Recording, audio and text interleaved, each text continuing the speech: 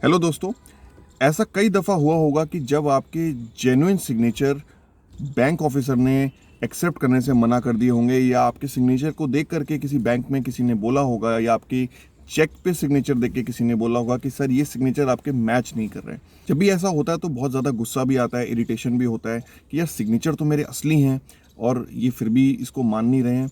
तो ऐसा आम तौर पर तब होता है कि जब पिक्टोरियल अपीयरेंस किसी सिग्नेचर की थोड़ी सी डिफरेंट हो जाती है। तो सामने वाले को लगता है कि अगर ये पिक्टोरियली डिफरेंट है सिग्नेचर, इसका मतलब कि ये सिग्नेचर किसी ने फर्जी मारा है, या ये सिग्नेचर इस आदमी का नहीं है। तो ऐसे कौन कौन से कंडीशंस हैं, what are the different conditions when pictorial appearance of a signature differs. वाले को थोड़ा कंफ्यूजन रहेगा कि यार ये सिग्नेचर इसी आदमी ने किए हैं क्या किसी और ने किए हैं। ऐसा कब कब होता है? सबसे पहले, the quality of the nib of your pen.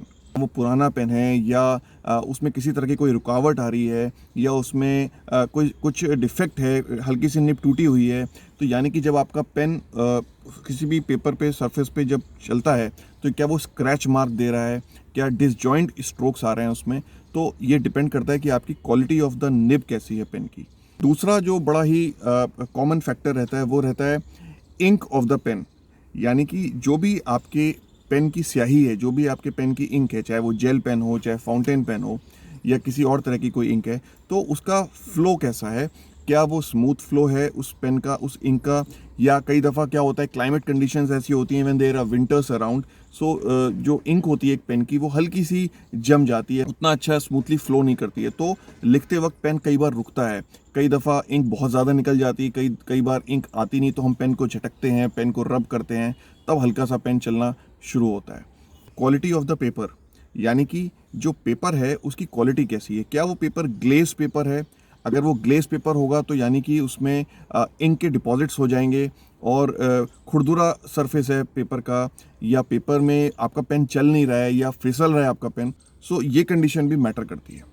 Supporting surface of the paper, यानी कि जो सपोर्टिंग सरफेस है, क्या वो एक फ्लैट टेबल है, क्या वो राइटिंग पैड है, क्या वो एक ऐसी सतह पर है जो कि बड़ी रफ है। तो जब भी इस तरह की चेंजेस आएंगे तो पिक्टोरियल अपीयरेंस जो है आपके सिग्नेचर की वो काफ़ी हद तक चेंज होने की संभावना है। सबसे इंपॉर्टेंट फैक्टर एक और है, पोजीशन ऑफ द राइटर। अपने सिग्नेचर को करते वक्त आपकी पोजीशन क्या है, क्या आप खड़े हैं, क्या आप बैठे हैं, क्या आप कहीं पे ट्रैवल करते हुए चलती कार के अंदर साइन कर रहे हैं, क्या आपने पेपर को हॉरिजॉन्टली रखा हुआ है, या आपने पेपर को दीवार पे रखा हुआ है, आपका हाथ कैसा टच हो रहा है, क्या आप फोर आर्म मूवमेंट से लिख रहे हैं, क्या आप रिस्ट के मूवमेंट से लिख रहे हैं। So these are the factors that are also very much responsible for your pictorial appearance of the signature. Mental state of the writer, यानी कि कई दफ़ा जब कोई आदमी बहुत ज़्यादा घबराया होता है तो उसकी राइटिंग के जो स्ट्रोक्स हैं काफ़ी बड़े हो जाते हैं, उसमें एक अलग तरह का वेरिएशन आता है, जो कि वेरिएशन हमें नॉर्मल मेंटल स्टेट पे नहीं मिलता है। कभी कोई आदमी किसी ड्रंक स्टेट में है, ड्रंक स्टेट में अगर वो कुछ लिखता है तो वहाँ पे भी उसके हाथ थोड़े से कांपते हुए होंगे, या उसकी स्ट्रोक्स इधर या उधर जा रहे होंगे, वेवर्ड हो रहे होंगे strokes. So that is also one of the factors. Age of the writer, अगर राइटर की एज क्या, अगर वो उसकी एज कम एज है, यंग एज का राइटर है, तो उसकी मसल्स बहुत अच्छे काम करेंगी, हाथ की स्मूथ फ्लो आएगा, रैपिड स्पीड आएगी। अगर एज जैसे जैसे एज बढ़ती जाती है, रैपिडिटी ऑफ मोशन वो कम हो जाता है, आपकी लिखने की जो स्पीड है वो कम हो जाती है।